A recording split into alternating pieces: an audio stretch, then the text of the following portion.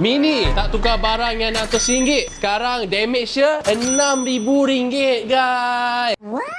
Mari sini kita tunjuk apa masalah dia. Sebab masa servis tak tukar benda ni. Nama dia oil cooler yang berharga dalam RM500 ke RM600. Damage RM600 dekat gearbox. Kalau tengok ni sini, ini gearbox lama dia. Sekarang kita dah masukkan gearbox baru lah. Punca dia tak tukar ni dalam 70 ke 100,000 km. Oil cooler pecah, bercampur dengan coolant, bercampur dengan ATF, dapat Milo Ice. Tapi bukankah kita boleh selamatkan? Kita flush coolant, kita flush ATF, kita dah buat dah semua tu, tapi dia melompat-lompat 1 ke 3, bila naik 5 tak boleh turun. So kita recommend dua benda lah. First, kita recommend untuk tukar gearbox terus. Dan second, kita recommend overhaul. Tapi kenapa customer ambil nak tukar gearbox? Sebab dia minta option paling murah lah. So option paling murah kita boleh bagi macam okay, nak ambil half cut ke use, kita dapat dalam RM6,000, all out, label, parts lain dan gearbox masuk terus. So inilah, dia nak ambil half cut punya gearbox, kita masukkan yang baru ke sini. Tapi masalahnya akan makan cost dalam 8 ke 10,000 bergantung. Sebab itulah customer dia ambil jalan yang lagi murah untuk tukar gearbox dia terus. Sebab apa? Gearbox dia plug and play. Kalau dia overhaul, dia pasang dan pening.